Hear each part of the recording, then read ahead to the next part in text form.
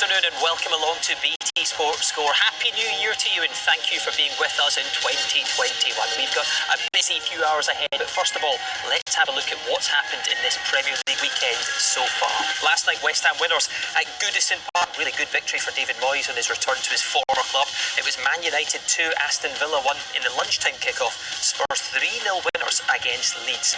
Palace, Sheffield United, one of the games we'll be looking at. Brighton 5:30 kick-off against Wolves, and another game on the network later, West Brom up against Arsenal. And just to note, Burnley against Fulham postponed tomorrow because of COVID cases in the Fulham camp, increased number of cases. Let's begin then by chatting about what we saw in North London. That was really impressive from Spurs, wasn't it, Karen? Yeah, really impressive. It was a good game. I'm excited though for my game today, Swansea versus Watford. Yeah, but this was good action from the very beginning, wasn't it, Robbie? And some great interplay as well between Kane and Son again. Yeah, brilliant. I think now is that the record or the joint record? It is. Passing. Funny you say that. Passing Sutton and Shearer. Yeah, what Not equalled. Equal. 13 Premier League goals. Equal. Well, hopefully they will better it. They've got a bit of time. That's another one of Chris's records going, as well as being the biggest flop in Chelsea's history. He's going early today. It was a good performance. I heard Peter talking about the penalty. I think it was the right decision because it wasn't a clear and obvious error. I think that's what we're looking at. But Spurs back in the title race, Darryl. Chris has said they can win it. No, I haven't said they can win it. Back in the title race. Can they win it? Highly unlikely. I actually thought today that this was Spurs at their best. I think we expected the game to pan out like it did because Leeds are a front foot team. They are brilliant on their day, but they are brittle and they were exposed, and it could have been more from Spurs. Bielsa was Mourinho today, Darryl. Okay. Right, on that note, let's have a look at the top of the Premier League table. It's Liverpool and Manchester United on 33 points. Spurs up to third. There's a few teams on 29 though with them. Leicester and Everton both 4 off the pace. And then it's Chelsea. West Ham in 10th position in the bottom half. Leeds remaining in 11th at the very bottom though in the basement. Sheffield United on just 2 points. They need to start winning and fast in 2021. They're at 15th place. Crystal Palace, which is one of our feature matches. It is indeed. Sheffield United now 16 games they've played this season and still looking for their first victory. Will they get it today at Selhurst Park? Let's start off by looking at the team selections from Roy Hodgson and Chris Wilder. For Roy Hodgson, it's 2 changes from their 1-1 draw with Leicester. Joel Ward and James MacArthur come in for Riedewald and Nathaniel Klein. Now, Chris Wilder has spoken about the disruptions that coronavirus has caused in the Sheffield United squad, and he's only been able to name 6 substitutes this afternoon. One of those is 16-year-old academy prospect Antoine Hackford. In terms of the starting 11, though, he's made 3 changes, Chris Wilder, bringing in John Fleck, Jayden Bogle and Oliver Norwood. Robbie Savage, you're going to be watching this one in the studio. It's been a really terrible start for Sheffield United, but there is a glimmer of hope because their last away win in the Premier League was at Selhurst Park back in February against Crystal Palace. Will they take a bit of hope from that? They've got to take all the hope they can. I've been in this situation with Derby and it's not pleasant at all. You know, you go into every game, thinking, are you good enough? It's a bit different to Sheffield United because they've proven last year that group is good enough. Amazing season last season. Are these worse than your team, Rob? I don't think they are, Chris. I think that because what they achieved last year, when I went to Derby in the January... We're talking about this season. Yeah, but what I'm saying is, you said are they worse? I don't think they are because they've had a season of Premier League football and they did exceptionally well, whereas the Derby team I play for had come up that year. So this Sheffield United team have proved they can cope in the Premier League. What I wouldn't be doing... They can cope in the Premier League. Last year they did. Yeah, but this season, we're talking about this season. We can't keep going back in history. 100%. They have 2 points from 48. Jules asked me the question. You just sit there in your new grey Christmas jumper. Is it a new jumper? Was that a Christmas present, Chris? Yeah. That's nice. I do actually. This is because you went early on Chelsea, you know that? Yeah, See what you've done. What I'm saying is, this is bizarre because this Sheffield United team last season proved to everybody they were good enough for Premier League football. This year, listen, they're going to go down. And I know what they'll be feeling because I was in the worst team currently ever in the Premier League. I shouldn't laugh about it because I can see Chris's face. He's ready. Oh, he's ready. I'm not laughing. I feel sorry for you. Yeah. But they've got going back to your question, Jules, they have got a glimmer of hope because only West Brom and Leeds have conceded more goals than Crystal Palace this season. The worry for Sheffield United is, I think they've only scored 8 goals this season in the Premier League, so it is going to be very difficult. If Palace get the first goal, you can see it ending a Palace win. Your old team had 6 points at this stage of the week, Derby. 6 points at this stage of the season. I think it's also really cute that you and Chris have dressed in the same colours today. Really, I know you're going to be with each other all day. Copy me, Rob. No, not at all.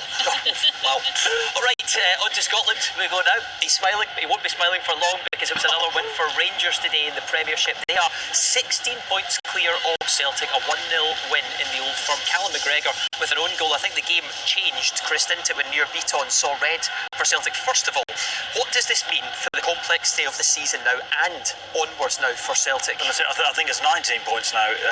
19, what did I say? 16. No, it was 16. You're absolutely right. It's even worse, you're right. Yeah, but you know, the truth is, before today's game it was done before today's game. I think Celtic may take encouragement from the performance, but little consolation. Ultimately, they lost the game, and they've lost the league this season on the basis of Rangers have an outstanding goalkeeper, and McGregor made a really outstanding save in the first half, and their back line is solid. When they run under pressure, they saw it through today. I called it in the green room beforehand, set pieces, worried about Celtic's lack of physicality from set plays. Rangers didn't deserve to win today, but ultimately they got over the line, and you have to congratulate Stephen Gerrard. Celtic aren't coming back from this. You think that Rangers have dropped 4 points all season. It's done, Daryl. Okay, we'll talk about that in more detail a little bit later on, but as Chris said, 19 points clear at the top of the table. Rangers are over Celtic now. Celtic do still have the 3 games in hand. Aberdeen are in 3rd place. They are 5 behind Celtic, or 4 as it stands now, because the games have just started today. Then you've got Hibs in 4th place and Dundee United in 5th. And the games on today, there are 5 games kicking off at 3 o'clock, including our feature match there, which is Aberdeen Dundee United. There's a Lanarkshire derby as Hamilton take on managerless Motherwell. Stephen Robinson resigned this week. That's 12th against 10th. Hibs play Livy, Killie host St Mirren, and Ross County entertain St Johnstone. Right to the match that we are going to be watching closely then. The new form, as it's called, couple of changes for Aberdeen today. Ross McCrory's into the team, but we'll come back to that because at Selhurst Park, it's bad news, Sheffield United. It's a goal for Crystal Palace. Zaha does ever so well. Benteke with a layoff, and it's a great finish. I'm not sure who scored it. Schlupp. It's Schlupp, yeah, on his right foot. So the ball goes in, Zaha to Benteke, and then it's Schlupp who's coming from the left back position. I thought it was a defender who actually kicked in, but it's Schlupp who's got his right foot to it. Just see it now, Benteke outside of the foot. It's lucky. The defender, who's the defender, number 16? The setback got a little... Norwood. So Norwood is tracking back, and he puts his foot out. Do you remember when the goal for Manchester United, when Fernandes stuck his foot out, it just directed into the path? This is what Norwood does, tries to stop it, deflects into Schlupp's path, right foot into the far corner. You've got to give Schlupp credit. We can see... Does it take a deflection, Rob? Schlupp's... I thought it was a defender who kicked it in. It's actually...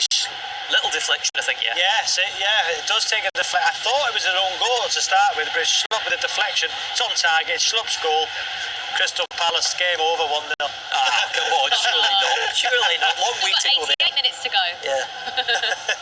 Right, Chris, I think we were chatting about Scotland briefly there. Aberdeen against Dundee United. I was just saying Ross McCrory back in for Aberdeen today after suspension, which is absolutely crucial for them. Also, Niall McGinn into the team. Interesting that Cosgrove is one of the 2 dropping out along with Dean Campbell.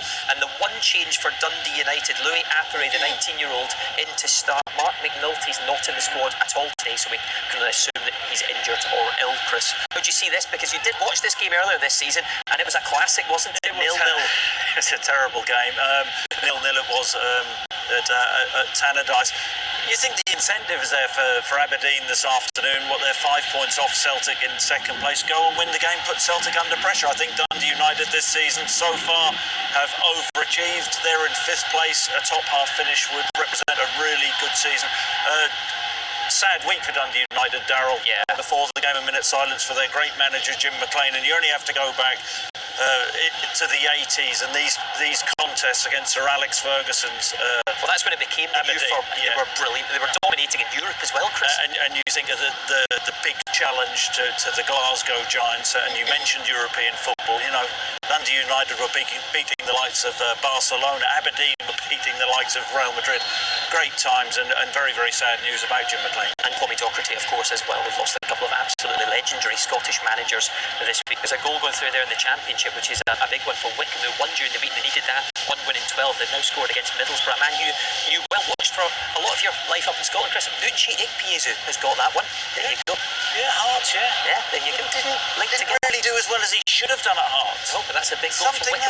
there, yeah. And on to the Championship. Yes, perhaps. indeed. As you say, Darryl, a really important early goal for Wycombe Wanderers there, because they started at the bottom of the table today. But this is a table as things stand, so you can see that a victory for them would move them second bottom, leaving Rotherham and Derby also making up the bottom three. Sheffield Wednesday's victory over Wayne Rooney's side last night means that they moved out of the relegation zone.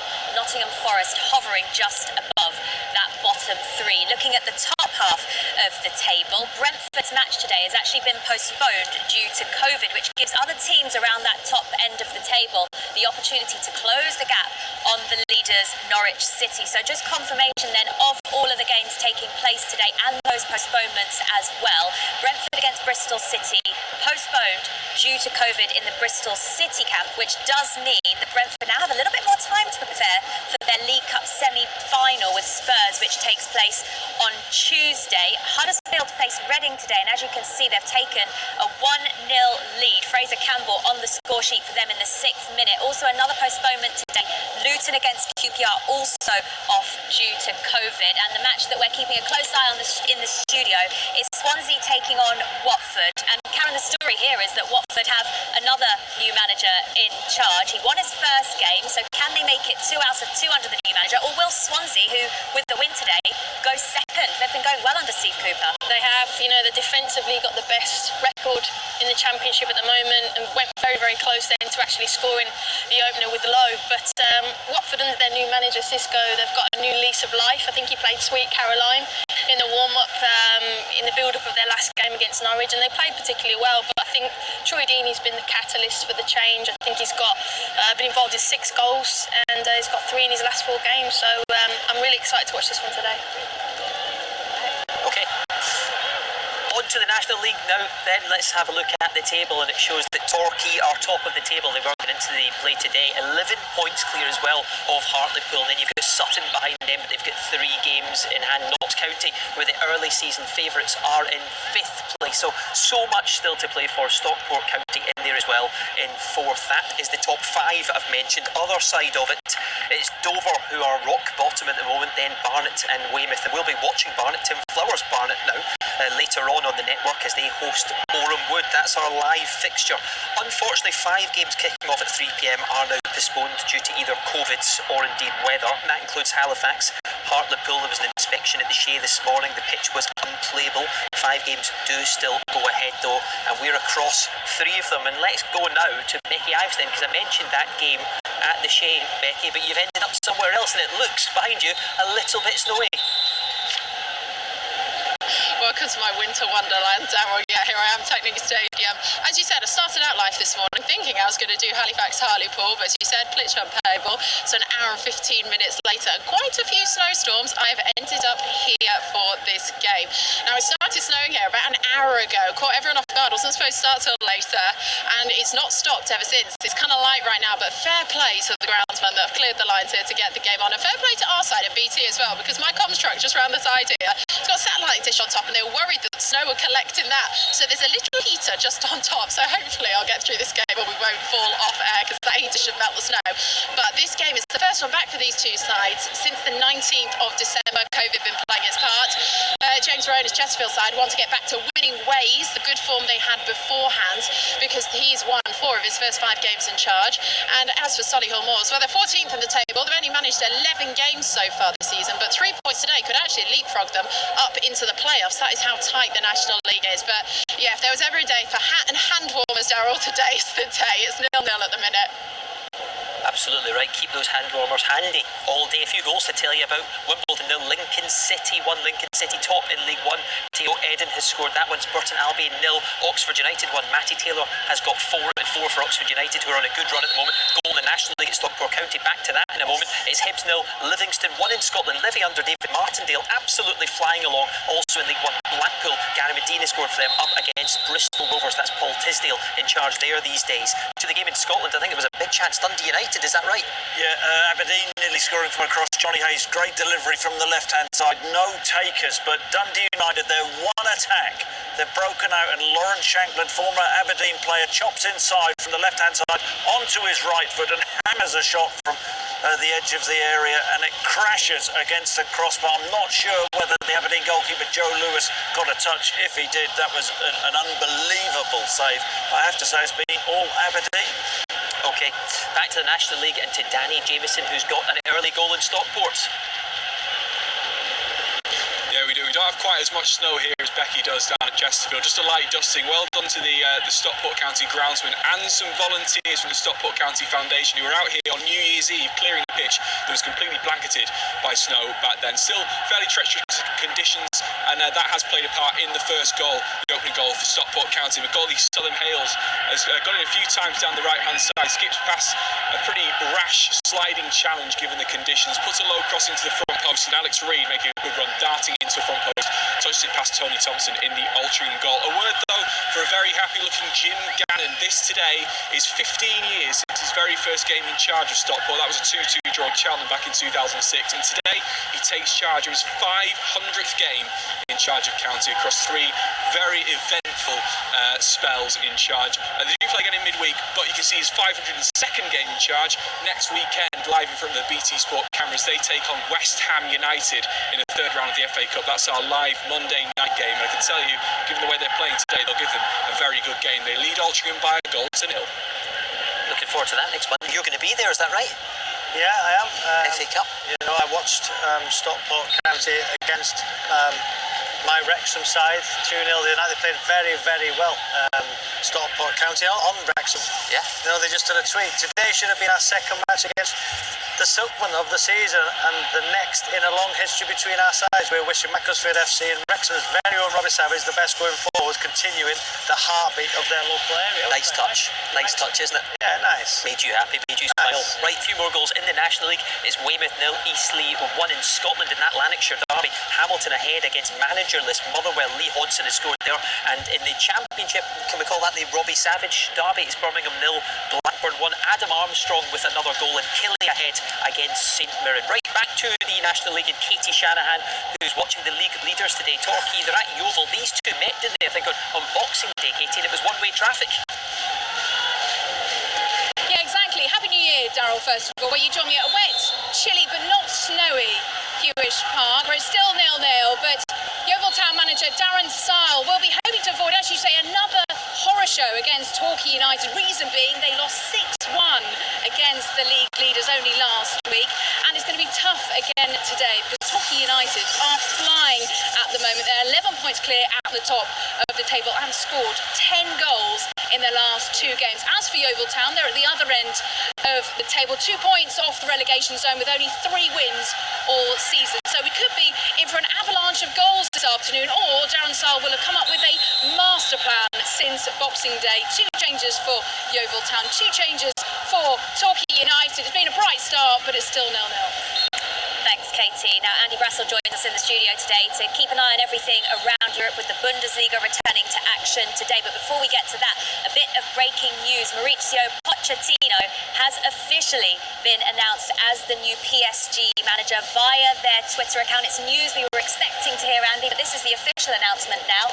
Poch back in charge, and he's at PSG. Your reaction? Yeah, that's right. We saw him earlier on going into Camp de Loge, the training centre at Paris Saint-Germain, where it was all going to be made official. We knew earlier that he was going to be taking training tomorrow, and that's what's vital for him now, having time to work with those players, because they tied up the Thomas Tuchel contract after getting rid of him on Christmas Eve, and wasn't that a lovely little bit of timing for everyone working in the football industry?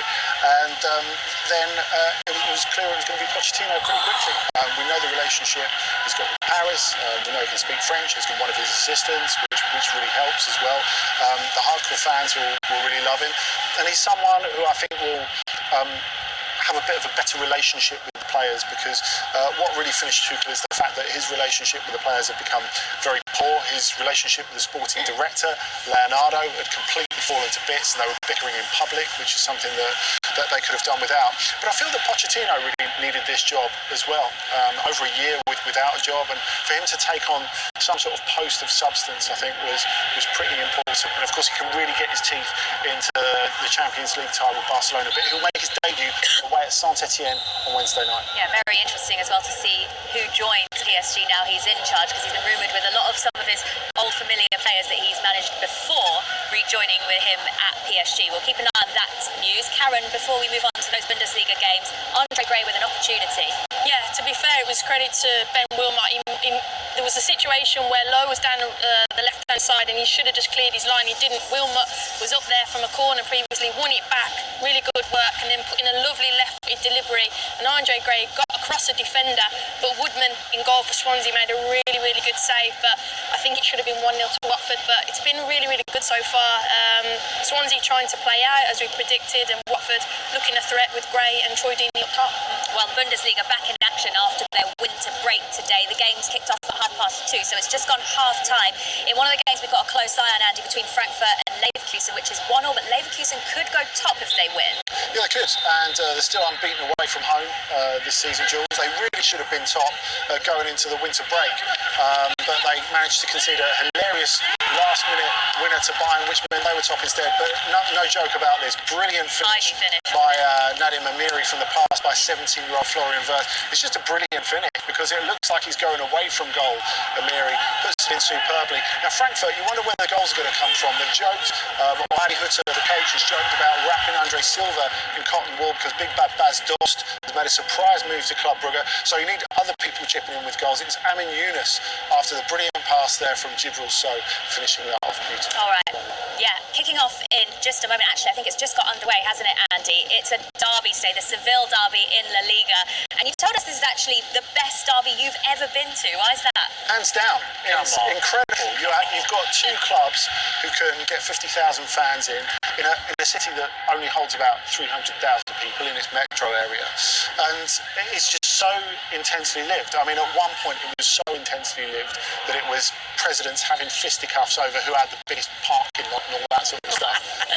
It's calmed down a little bit now. Funnily enough, I think it's calmed down since the tragic death of Antonio Puerta in 2007.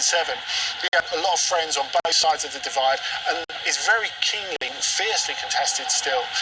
But there's a bit more respect now. And normally, when you have fans, there's 4 kilometres between the two stadiums, and you would have the fans congregating outside their home stadium, all drinking, letting off flares, and then taking the walk to the away game. Obviously not a feature of today. And of all the games in this weird spell for football that really miss fans, I think this is going to be one of them. But there was a possibility that this wouldn't be happening because there was an outbreak of COVID in the Betis squad. They didn't train yesterday. They've been playing quite poorly recently. They're letting in so many goals. And Manuel Pellegrini, the former West Ham and Manchester City manager, is under a lot of pressure at the moment. He could really do with a result from this one because Sevilla, really, they are suited to rotation. They've got such a good squad that they can mix and match, and that's what they've done today. And they start in 4th place, Sevilla, but with 2 games in hand on Real Madrid, so they can really jump up the table with those games in hand. Chris, you're having a bit of a laugh there when Andy said it's the best derby. Old Firm then, comfortably the best one ever? Oh, it's slightly disrespectful to the Old Farm derby, Jules. Norwich Ipswich, but yeah, I mean, come on, you can't compare the Betis with Glasgow. Have you ever been? No, but come on. I mean, there you go. They get 50,000 in the reserve derbies at Glasgow. Come on.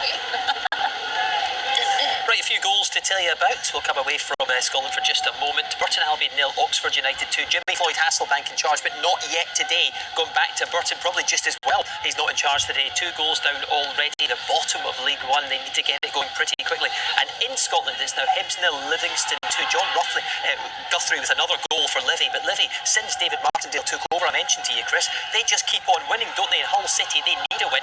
Winless in their last 4. They've lost 3 in a row and now ahead against Charlton and Coventry. Coventry have scored at the Den against Millwall as well. It's an own goal by Jake Cooper there.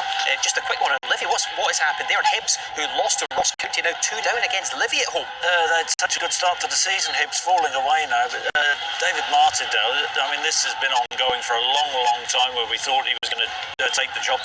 Such a big influence. Gary Holt was the manager, and they'll be happy that he's in place now. They will. Winning. Let's get to the Liberty Stadium. What's happened, Karen? 1-0 to Watford. Cleverly scored a really, really nice goal. They've played it into, I think, Andre Gray.